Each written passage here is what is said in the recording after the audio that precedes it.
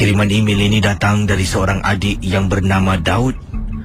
Katanya di sini dengan tajuk email, "Janganlah memaksa sekiranya jodoh belum sampai. Kerana ajal maut, jodoh pertemuan di tangan Tuhan." Assalamualaikum warahmatullahi ta'ala wabarakatuh. KC dan juga para pendengar rancangan MG12.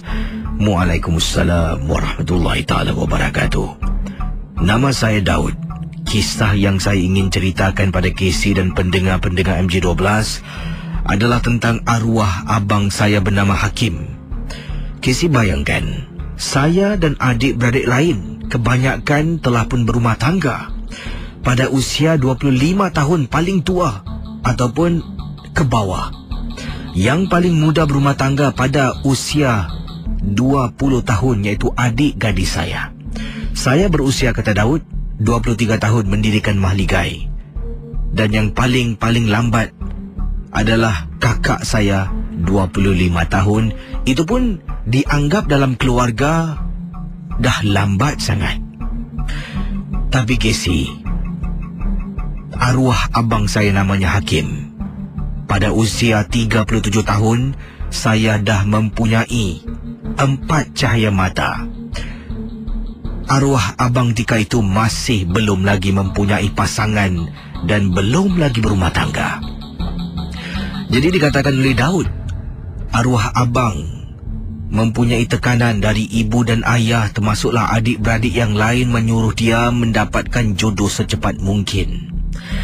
Ini kerana ketika itu bapa saya sakit tenat dan nak sangat lihat abang Hakim mendirikan mahligai.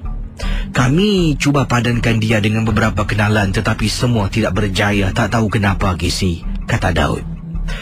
Inilah kisah yang saya nak ketengahkan. Ajal maut di tangan Tuhan, jodoh pertemuan di tangan Tuhan. Jangan sesekali kita memaksa seseorang kalau masih belum sampai waktunya. Ada yang jumpa jodoh awal, ada yang jumpa jodoh memang lambat, Casey. Apa yang saya nak ceritakan, waktu itu kami semua adik-beradik tinggal di salah sebuah rumah perkampungan di Singapura. Masih saya ingat lagi, waktu tu maghrib hujan lebat. Kami dahulu katanya di sini, kalau duduk di rumah kampung, adik-beradik akan duduk rumah serumah. Sebab rumah kampung dulu besar dan panjang. Dalam rumah tu adalah beberapa generasi lah. Ya, termasuk ibu, ayah, anak-anaknya, cucu-cucunya. Yang ada kemampuan akan berpindah keluar rumah, akan beli rumah yang lain. Ataupun dirikan rumah yang lain berdekatan dengan rumah ibu dan ayah. Jadi kami adik-beradik kebanyakan masih belum lagi keluar dari rumah, tinggal di rumah yang sama. Saya ingat lagi, waktu saya pulang dengan isteri Casey, menunggang motosikal hujan lebat, basah kuyup kami dibuatnya. Apabila saya ketuk pintu rumah, ibu saya yang buka. Bila masuk dalam, kebasahan ibu suruh keringkan badan. Jadi apa yang berlaku? Saya nampak ada seorang gadis duduk di atas kerusi tepi abang saya. Tersenyum saya melihatnya. Adakah ini kekasih abang saya? Dan mungkin abang saya akan mendirikan mahligai tidak lama lagi. Jadi ibu pun ke dapur. Sempat saya bertanya, "Bu, siapa tu?" "Taklah, abang kau kenal dengan orang." Isteri saya pada waktu itu dalam tanda sedang mandi, takut demam, Kisi, kata Encik Daud. Jadi saya dengan ibu seronok berbual. Kalau rumah dulu tandasnya agak jauh, walaupun di dapur, di belakang rumah terletaknya tandas saya. Isteri masuk dalam. Kemudian kami masih berbual. Apa yang menjadi tanda tanya apabila isteri tanya, "Cakap pasal apa ni?" "Tu abang kat depan tu ada girlfriend." Isteri saya jenguk. "Depan mana?" "Tu tepi kerusi tu apa?" Isteri saya tergamam, Kisi. "Bang, Zu tak nampak orang pun bang. Abang Hakim seorang tengah duduk kat depan tu. Zu jangan main-main Zu. Maghrib-maghrib hari tengah hujan macam ni. Betul bang. Pak, apa dia? Abang jumpa budak ni kat mana mah? Afzal. Zu kata dia tak nampak orang. Bila ibu saya toleh kisi, baru ibu perasan. Ya tak iyalah. Mana kawan abang kau? Tadi ada duduk kat sebelah. Tak apa. Korang dua tunggu sini. Ibu saya ke depan, duduk dekat sofa. Memang benar kisi. Dari tadi rupa-rupanya abang saya duduk keseorangan. Tak ada orang pun di tepinya. Kemudian ibu masuk dapur.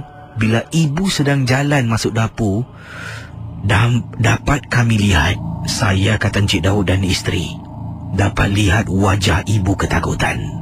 Baru saya perasan, Astaghfirullahalazim, di ruang tamu tak ada orang kisi.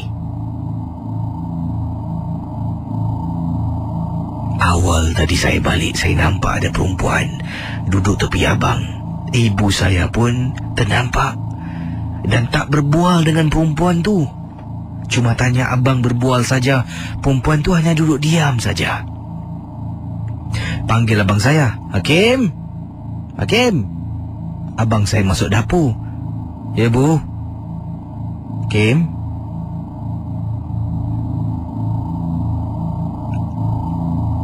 Hakim balik rumah dengan siapa? Dengan kawan lah bu kat luar tu. Kenapa?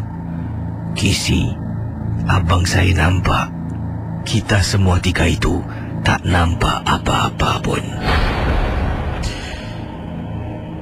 Apa yang kami buat? Dalam keadaan hujan, kata Encik Daud, saya keluar belakang rumah. Saya lari lintang bukang pergi rumah Tok Imam, panggil Tok Imam datang rumah. Tiba-tiba abang saya dalam keadaan tak tentu arah. Dia kata, Bu, saya nak hantar dia balik bu. Dia kata dia nak balik, dia tak tahan. Nanti takut ibunya marah. Ibu saya kata, tak apalah, duduk sini. Tak apa bu, dia kata dia nak balik. Bila abang saya toleh ke depan, kata ibu saya. Waktu tu saya dah tak ada kisi, kata Encik Daud. Perempuan tu dah hilang, dah tak ada. Abang saya marah ibu saya.